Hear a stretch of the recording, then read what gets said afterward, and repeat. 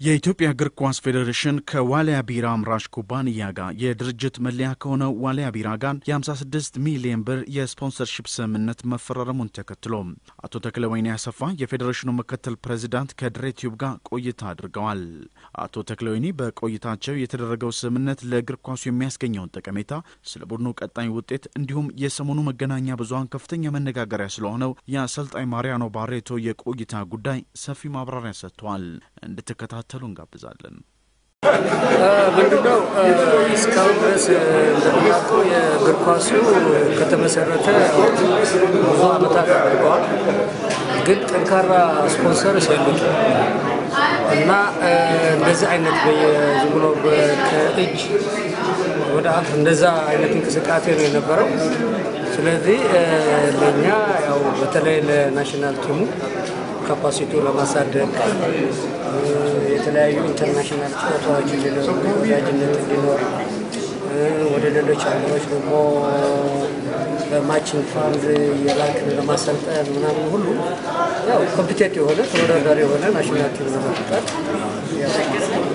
መንገድ ምክንያቱም ሎንግ ተርም ኮሚትመንት ነው። ስለዚህ ይህንን ካፓሲቲ እንዲጎለው ለማድረግ ያው ትልቅ ገዛ ነው። በተለይ ስለ ወደፊቱ እግር ኳስ ነው የምናስበው ብላችኋልና ስለ ወደፊቱ እግር ኳስ ምን አስባችሁ? ምንድነው መሰለ ያው እግር ኳስ የወጣቶች እና የወጣቶች ከሆነ ዩዝ ክለብ በየቦታው ያው መኖር አለባቸው ማለት ነው። እስካሁን ድረስ ይህንን ደግሞ ለማድረግ ያው የተጫዋቾች ትራንስፈር እንደ ፕሮሲጀር ምናምን አልነበረም። አሁን ግን አውጥተናል ነው ቶታሊ ይህንን ትራንስፎርም የሚያደርግ ነው ማለት ነው። ስለዚህ መንግስትም ኢንቨስት ሊያደርግ ይችላል፣ ፕራይቬት ሴክተርም ኢንቨስት ሊያደርግ ይችላል፣ ማለት ፌዴሬሽኑ ኢንቨስት ሊያደርግ ይችላል። ስለዚህ እንደዚህ አድርገን ያው ፕሮፌሽናላይዝ ማድረግና በየአካባቢው በየትምህርት ቤቱ በየክልሉ ያው የዩዝ መሰረት ያደረጉ ክለቦች እንዲፈጠሩና ስለዚህ ምርጥ ተጫዋቾች ከዛ ነው የሚወጡና ይህንን አይነት ስርዓት ለማስፋፋት የተንቀሳቀሰ ነው። በተለይ ከውጤት ጋር በተያያዘ በአሰልጣኝ ባሬቶ ዙሪያ በጣም የተለያዩ አስተያየቶች እየተነገሩ ነው ያሉትና የፌዴሬሽኑ አቋም በአሁኑ ሰዓት ምን ይመስላል? ወለ ማለት ምንድነው የናሽናል ኮች ስናመጣው ዲቨሎፕመንታል ኮች ብለን ያመጣው ውጤት ሳይሆን ዲቨሎፕመንታል ኮች ለወደፊቱ እንዴት መሄድ እንዳለብን እንዴት ተጫዋቾች በተለይ ወጣት ተጫዋቾች እንዴት ማፍራት እንዴት አይደንቲፋይ ማድረግ እንዳለብን እንዴት ማብቃት እንዳለብን ይህ አይነት ስርዓት እንዲዘረጋልን ነው ያመጣው። ይህ ያደረገ ነው።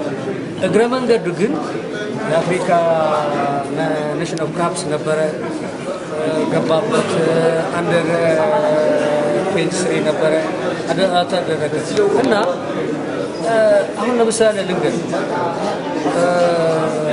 አብዛኛዎቹ ለምሳሌ ደህና የሆኑ ናሽናል ቲም የሚባሉ በናትናኤል ወደ ቡድናቸው ሄደው እኮ ተጣዋቂ ነው። ስለዚህ የት ነው አዚሆን መገምገም አለበት። አዚሆን የት ነው ያለው? በፌዴሬሽኑ መገምገም አለበት። ክለቦችን በየደረጃ መገምገም አለበት። ተጫዋቾችን መገምገም አለባቸው። ኮችም መገምገም አለበት። የፌዴሬሽኑ ሞተር የሚባለው ቴክኒካል ዲፓርትመንት እና ቴክኒካል ኮሚቴ መገምገም አለበት። ይህንን ባልተገመገመ ጊዜ ለገሌ እንደዚህ ይሆናል ማለት ምንም የሚረባ ወይ ውጤት አንባር። ለዚህ ከውጤት አንፃር በባሬቶ ፌዴሬሽኑ ደስተኛ ነው ማለት ያስችላል? ወለ በኔ በኩል ኢስትራ እያስተማረን ወጣት እንዴት እንደሚገባ ኢሰሌክት ትራያል ኤንድ ኤረር እኮ ነው የሚሰራ። በቃ ገና ወጣቶች ምንም ኢቭን በፕሪሚየር ሊግ የማይጫወቱ ሪስክ ወስዶ ያደረገ ነው። ለኔ ጥሩ ትምህርት ነው። ሪስክ እንድንወስድ በወጣቶች ላይ እንድናተኩር በየክልሉ ያለፉ ወጣቶች ሁሉ ክልል መጥተዋል። አይደንቲፋይ የተደረጉ እንደዛ አይነት እንቅስቃሴ ለመጀመሪያ ጊዜ ነው በኢትዮጵያ ታሪክ ፌዴሬሽን ታሪክና በኔ በኩል ኢትስ ትራያል ኤንድ ኤረር እና ሶሻል ሳይንስ ነው ባንድ ጊዜ ውሃ አሙቀ ባንድ ጊዜ የሚተነው አይደለም እሱ እኮ 9 ወር እኮ ነው ያደረገው 9 ወር ገና ተጫዋቾችን በመመልመል በማየት ነው ያሳለፈው እንጂ